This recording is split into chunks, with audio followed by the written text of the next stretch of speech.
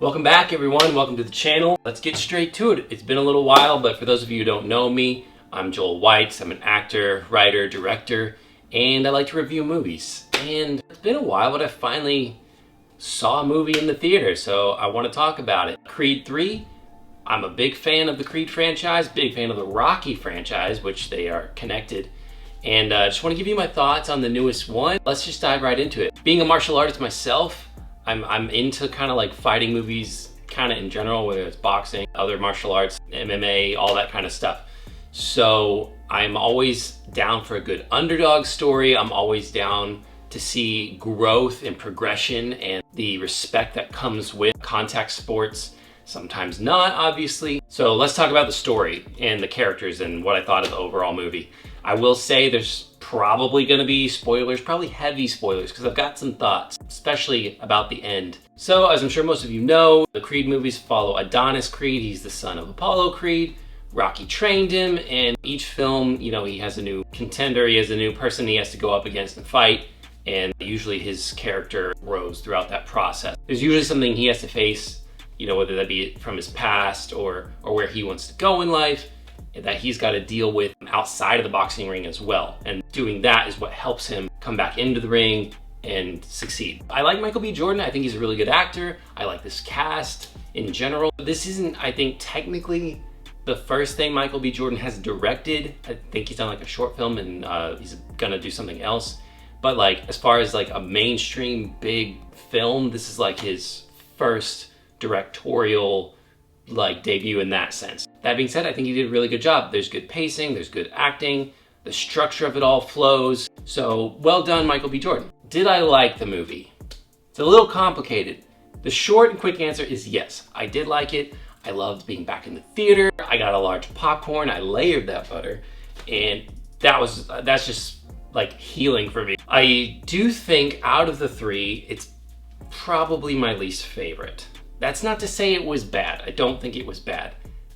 But I don't necessarily think it was great. And there's several reasons for that. I'll try to break it down as clearly as I can. Like I said, Michael B. Jordan, great actor. I really like him as Creed, but his arc as a character fell a little flat for me in this movie. The story itself was very simple, I think, compared to the other two. There just wasn't a whole lot to it. They show flashbacks of when he was younger, and how he had a buddy, Damien, who, you know, is a rougher kind of guy. He's a boxer, obviously, but he had like priors on his record. They hung out together and they got into some trouble. So throughout the course of the movie, you kind of figure out all the details of what that was, what that trouble was, what caused that tension between the two of them. Because throughout the plot, when Damien gets out of jail, it seems like they're reconnecting and trying to reconcile, and you're like, oh, that's cool. But then they end up becoming enemies because Damien is, for one, jealous that Adonis basically achieved all the dreams that he initially had, and that he's younger than him, and that he, you know, essentially is projecting to him that like he took the fall for Adonis in all of their troubled past, and he had to spend like almost 2 decades in prison because of it. Understandably, like anybody, there would be some type of tension most likely. At first I thought they did a pretty good job of making it seem like they were kind of like reconnecting and reconciling over it, but then obviously it switches because you need to have a villain for the movie.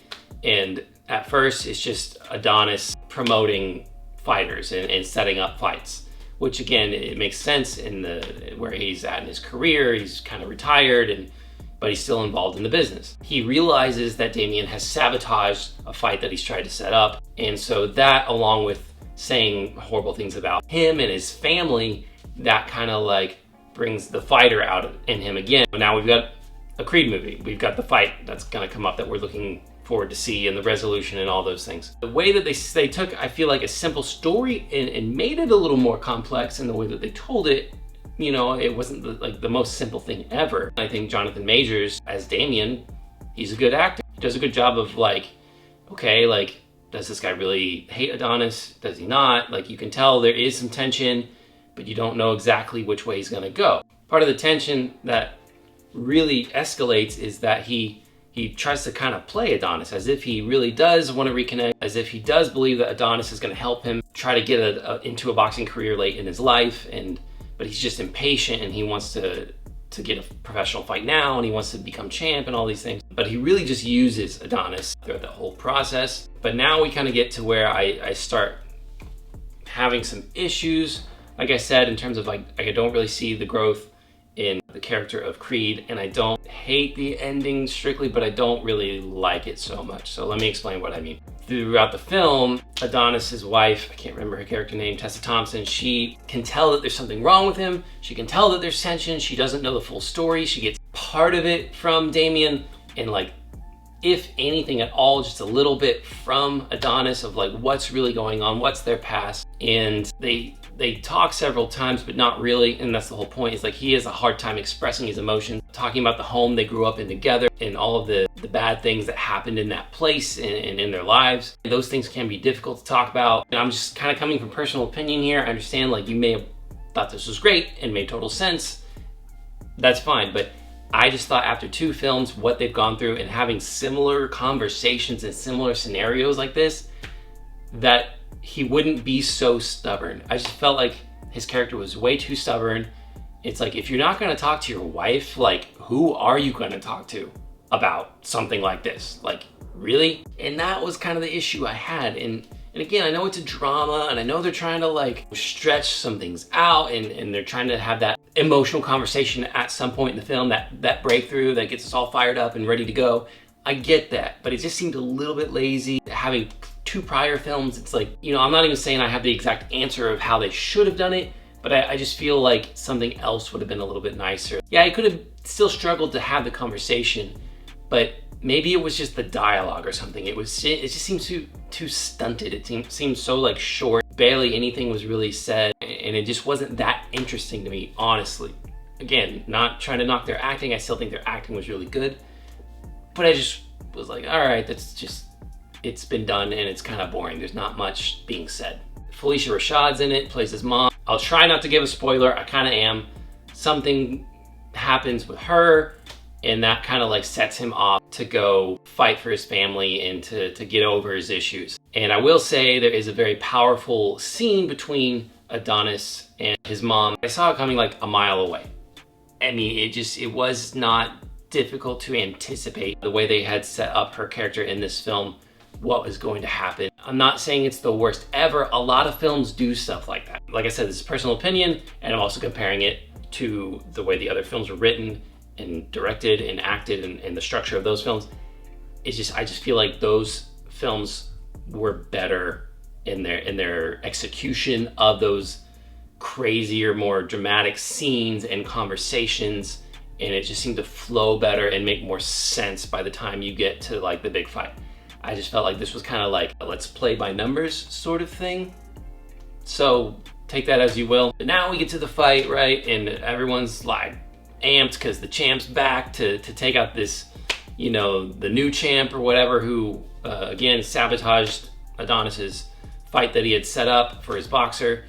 And I will say this is something I really thought was pretty cool, a bit of a risk, but I thought it was really neat, is the way they filmed the fight, the way they shot it was really cool. They took some visual aspects that I don't feel like have really been implemented thus far, at least in this way, in like the Rocky films or the previous Creed films. They showed them kind of sizing each other up and looking at each other and seeing the younger versions of themselves in each other. And the way they used the photography to do that was really neat. Not overly complicated, but it was cool. And I think it lended to the storytelling. And I think that did something pretty cool. And then they did a cool kind of unique thing where they kind of isolated them in a way to where the focus was very much on that fight and those 2 people, which I thought was pretty interesting because it was more than just the boxing match itself at that point, and it was this like, we're fighting to figure out what's going on with you, with me, with each other. Like, how are we gonna resolve this by the end of it? Spoiler of all spoilers, Creed wins.